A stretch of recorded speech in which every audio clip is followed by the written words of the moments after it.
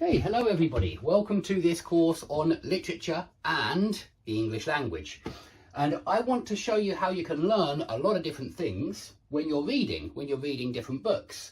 And so we're going to look at the first few chapters of a number of different books, and I hope that some of them you will want to read until the end. A friend of mine lent me The Guardians by John Christopher and recommended it, and I have enjoyed chapter 1, and so I will carry on going, certainly. It's actually a science fiction book for young adults, but I think it is fantastic for learning English, and I think it's an interesting theme, certainly. So in chapter 1 there are a number of correlative conjunctions.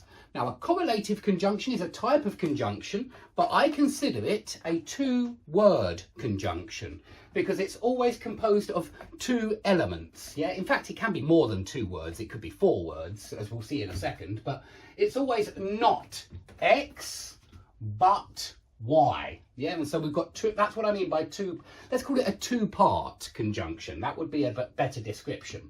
And so it's things like not X, but Y, and also either X or Y, both X and Y, not only X, but also Y, just as X, so too Y. There aren't actually that many to learn, but the ones we'll look at today are not X but Y, and not only X but also Y. And when we're looking at them, I want you to notice that the writer is quite careful, and I think this is just a pen name, by the way. I don't think it's his real name, but I'm not sure. He always makes sure that he's got good balance between the X and the Y. And what I mean is, he uses the same type of phrase for the X and the Y. He may use nouns, he may use verb phrases, he may use adjectival phrases, but he never mixes them up. He always uses the same type on both sides. And that is something that I want you all to think about when you are speaking and writing. Yeah, you can use this in your writing, but also in your speaking. Okay, and when you do this, it makes your sentences very clear. And this is why good writers, generally speaking, do this quite often. And so here's a sentence from chapter 1. The artificial light came, and I must admit I've missed a part out there, and that's what the ... is for, because it's not important for what we're looking at. The artificial light came not from lumoglobes, but from antiquated fluorescent tubes. Now, this is science fiction. It's actually set in the future. Well, it certainly seems to be from chapter 1. And so occasionally you get words which clearly refer to some futuristic object that doesn't exist in our world. And so you just have to imagine them. And I imagine this as some kind of ball which is luminous. Yeah, which is luminous, which is illuminated in some kind of way. But it's a new word to show you, to set the scene, to show you that you're definitely in the future.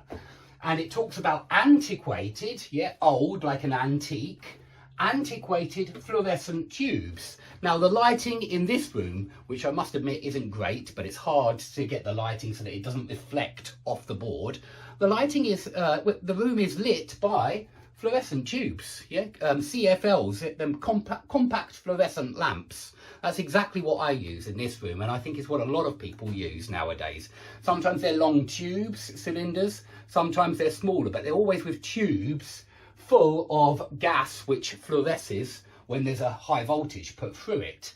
And so he calls those antiquated to show you again that this is in the future. But what I'm interested in grammatically is the fact that he uses preposition noun. And over here, okay, it's adjective, it's preposition noun. Now, I must admit you have 2 adjectives in the middle, but still you've got a prepositional phrase. Preposition and noun, preposition, and notice it's the same preposition and noun. Yeah, and that means he's keeping everything in parallel. And that means that the sentence is really clear, that it can't possibly be understood in a different way. It's very, very clear how he's written that. And so do think about doing this when you're using not X but Y, or either X or Y, both X and Y, not only X but also Y. Let's have a look at another example. And do bear in mind that, yeah, you can use adjectives. I still consider this parallel, certainly, because it's prepositional phrase and prepositional phrase.